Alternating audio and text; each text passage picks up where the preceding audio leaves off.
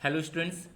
जैसा कि आप जान रहे हैं, हम लोग अपने इस चैनल पर इस समय फिजिक्स की एनसीईआरटी को कंप्लीट करने की कोशिश कर रहे हैं और जिसमें क्लास 12 की फ़िज़िक्स की एनसीईआरटी इस समय हमारी चल रही है। ठीक है, तो क्लास 12 की फ़िज़िक्स की एनसीईआरटी का ये हमारा नेक्स्ट लेक्चर है जो कि पेज नंबर 26 पार्ट फर्स्ट का है और जिसमें हम लोग इलेक्ट्रिक फ्लक्स के बारे में पढ़ रहे थे।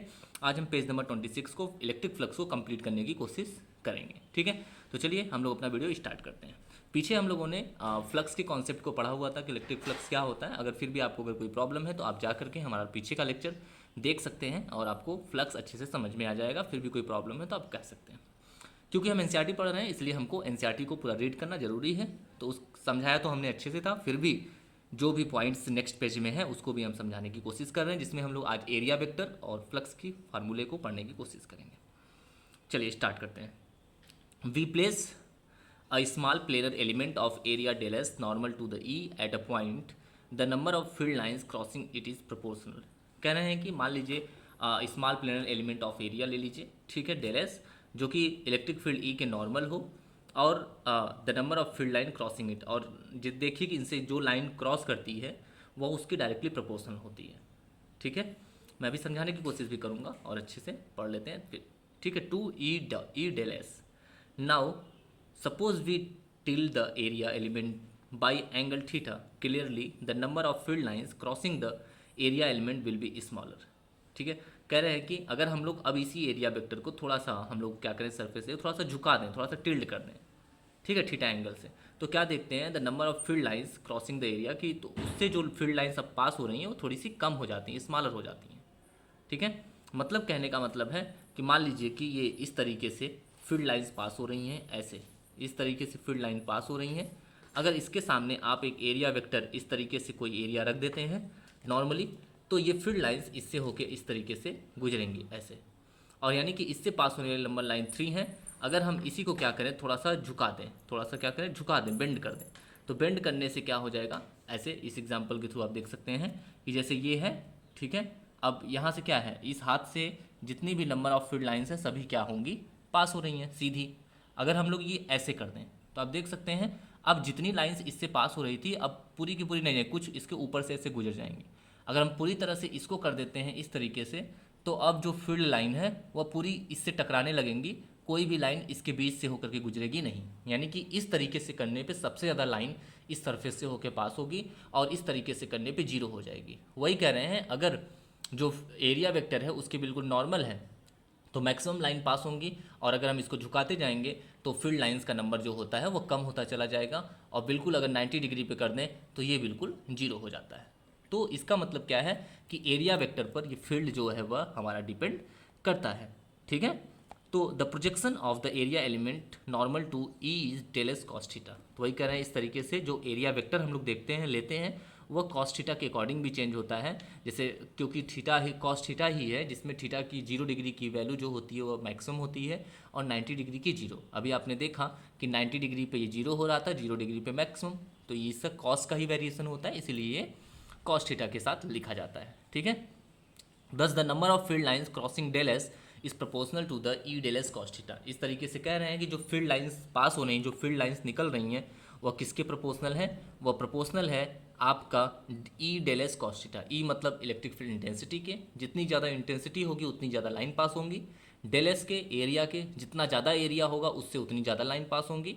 और अभी अपनी आपने देखा कि टिल्डिंग के भी, यानी कि एरिया वेक्टर कितना एंगल बना रहा है उसके भी ये डायरेक्टली प्रोपोर्शनल होती है।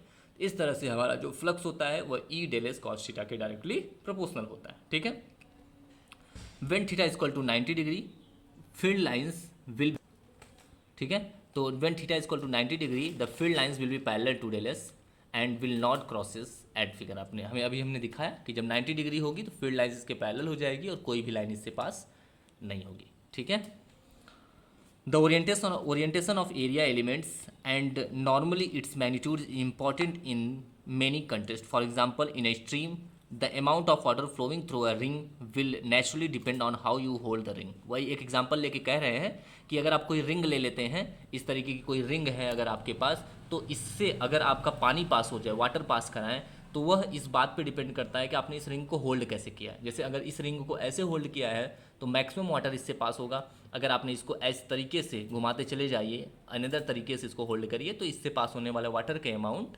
डिक्रीज करता चला जाएगा। ठीक है, तो वही कह रहे हैं, रिंग एक एग्जांपल लेके कह रहे हैं कि अगर कोई स्ट्रीम पास हो या वाटर पास हो किसी रिंग से, तो वह इस बात पे डिपेंड करता है कि आपने रिंग को किस तरीके से होल्ड किया है। इफ़ यू होल्ड इट तो इस तरीके से ये हो सकता है। तो मैक्सिमम वाटर किस तरीके से फ्लो कर सकता है, तो वही करें, अगर जब आप रिंग को बिल्कुल नॉर्मली होल्ड करेंगे इस तरीके से, तब उसमें से क्या होगा, मैक्सिमम वाटर फ्लो करेगा, जब रिंग को पूरी इस तरह से नॉर्मली अगर आप होल्ड करते हैं तो। ठीक है, तो वही फ्लक्स की बात हो गई, जब सरफेस नॉर्मल रहेगा तो मैक्सिमम लाइन उससे पास होंगे, तो हम कहेंगे फ्लक्स मैक्सिमम है। This show that the area element should be treated as a vector. यह बताता है कि एरिया वेक्टर को हम लोग वेक्टर के जैसा ट्रीट कर सकते हैं। वैसे एरिया जो है मैथ में एक स्केलर क्वांटिटी देखी जाती है, लेकिन यहाँ पर इसको एक वेक्टर क्वांटिटी के रूप में ट्रीट किया जा रहा है। क्यों? क्योंकि एरिया के डायरेक्शन पे फ्लक्स जरूर डिपेंड कर रहा है, आप देख रहे हैं, इसीलिए यहाँ पे उसको एक वेक्टर जैसा ट्रीट किया जाएगा। It has the magnitude and direction also. How to specify the direction of plane area? Clearly the normal to the plane specify the orientation of the plane. Thus the direction of planar area vector is along its normal. तो कह रहे हैं तो आप किस तरीके से area vector की डायरेक्शन को डिटरमाइन करेंगे, तो कहते हैं एरिया वेक्टर की जो डायरेक्शन होगी वह हमेशा इस प्लेन के नॉर्मली आउटसाइड, प्लेन के नॉर्मली आउटसाइड इसकी डायरेक्शन होगी। जैसे ये प्लेन है तो इसके आउटसाइड नॉर्मली किधर होगा, इधर, अंदर की तरफ नहीं। इसी तरह से कोई भी एरिया आप दीवार लेते हैं, वाल, तो वाल का आउटसाइड इधर होगा नॉर्मली। ठीक है, जिधर की वाल लेते हैं उधर के नॉर्मली आउटसाइड में उसकी डायरेक्शन एरिया वेक्टर की कंसीडर की जाएगी।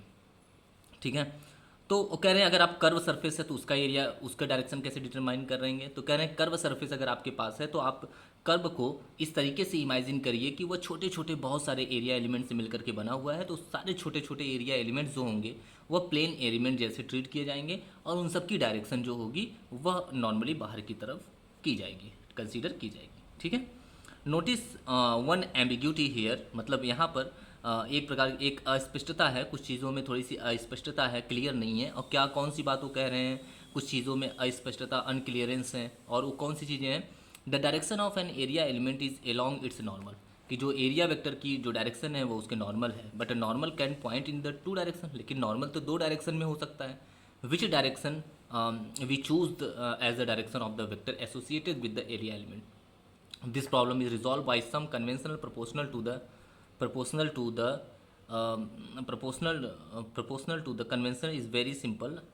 Appropriate to the given context. For the case of closed surface, this convention is very simple. The vector associated with every area element of the closed surface is taken to be the direction of the outward normal. This is the convention in figure 1.19. Okay. Thus, the area element vector del s at a point on a closed surface equal del s n cap, where del is the magnitude of the area element, n cap is the unit vector, n cap is the unit vector in the direction of outward normal at a point. We now come to the definition of electric flux. Electric flux del phi through an area element del s is defined by del phi is equal to E dot ds और E del s cos theta। मतलब ये कह रहे हैं कि यहाँ पे थोड़ी सी अस्पष्टता है कि अगर कोई हमारे पास एक एरिया वेक्टर है तो उस पर दो तरह का नॉर्मल ड्रॉ करना पॉसिबल है, तो फिर हम कौन सा लेंगे। मतलब कहने का मतलब कि जैसे ये एक पेज है तो इस पेज का ये वाला सरफेस के भी नॉर्मल हम लोग ड्रॉ कर सकते हैं एरिया, और इस पेज के बैक साइड भी तो एक एरिया है, उधर का भी तो अंदर उधर की तरफ होगा। तो कह रहे हैं दोनों में से हम कौन सा लेंगे। ठीक है, जैसे ये हाथ है तो एक इस सरफेस के इधर नॉर्मल बाहर की तरफ, एक इस सरफेस के नॉर्मल ऐसे बाहर की तरफ, दो नॉर्मल पॉसिबल है, तो कौन सा लेंगे। तो ऐसे केस में वो कहते हैं कि आप जो भी लीजिए फिक्स लीजिए। अगर एक क्लोज सरफेस एरिया है इस तरीके से, तो आप क्लोज सरफेस एरिया अगर है तो इधर का, अगर कोई चीज़ ऐसे क्लोज सरफेस एरिया है इधर का अलग, इधर का अलग, इधर का अलग, इधर का अलग होगा, तो आप जो भी लीजिए फिक्स। अगर आप अंदर की तरफ लेते हैं तो सबके लिए, इधर के लिए, इधर के लिए, इधर के लिए, इधर, सबके लिए अंदर की तरफ ही लीजिए, और अगर बाहर की तरफ लेते हैं तो सबके लिए बाहर की तरफ लीजिए। मतलब दोनों में से कोई आप एक फ्री है, आप ले सकते हैं, बस उस सरफेस के नॉर्मल बाहर की तरफ होना चाहिए। अगर आप अंदर वाला ले रहे हैं तो अंदर वाला भी ले सकते हैं, लेकिन बेसिकली अगर सिंपल है, अगर सिंगल है, क्लोज सरफेस एरिया नहीं है, ओपन है, तो ऐसे में आप आउटसाइड लीजिए। मतलब ये वाला सरफेस ले रहे हैं तो बाहर की तरफ लीजिए, मतलब अंदर की तरफ नहीं लेना है। ठीक है, अगर इधर वाला ले रहे हैं तो इसके बाहर की तरफ लीजिए, ऊपर की तरफ, इसके अंदर नहीं लेना है। ठीक है, क्योंकि नॉर्मल तो दो पॉसिबल है, एक ऐसे ऊपर की तरफ, एक इसके नीचे की तरफ। तो आपको कौन सा लेना है, हमेशा आउटवर्ड, बाहर वाली डायरेक्शन की तरफ। ठीक है, वो ये बता रहे हैं इस तरीके से, फ्लक्स को ये इस तरीके से डिफाइन कर रहे हैं, इलेक्ट्रिक फील्ड एरिया और उसका थीटा, यानी phi del phi equal to flux equal to E del S cos theta, यहाँ डेल एस एक small component of area vector है, ठीक है।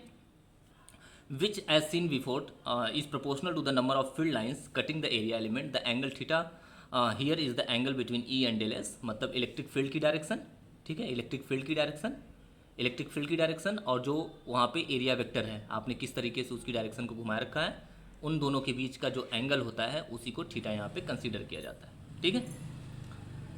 Okay, with the convention stated already, theta is the angle between E and outward normal to the area element. Notice we could look the expression E del S cos theta in two ways.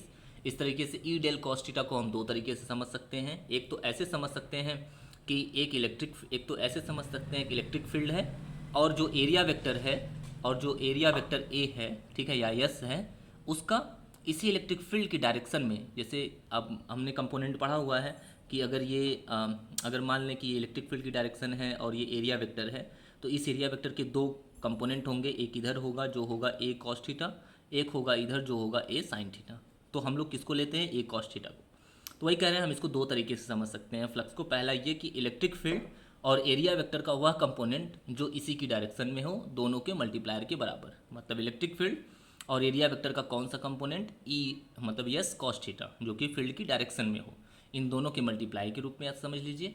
या दूसरा तरीका आपका समझने का है जो कि आपको पेज नंबर 27 पे देखने को मिलेगा, उसमें कह रहे हैं आप ऐसे समझिए कि E perpendicular to del S, यानी कि इसके परपेंडिकुलर आप एस को देखिए, ठीक है। मतलब थीटा जब 90 डिग्री हो जाएगा तो ये जीरो हो जाएगा और थीटा जब 0 डिग्री हो जाएगा तो फ्लक्स मैक्सिमम हो जाएगा।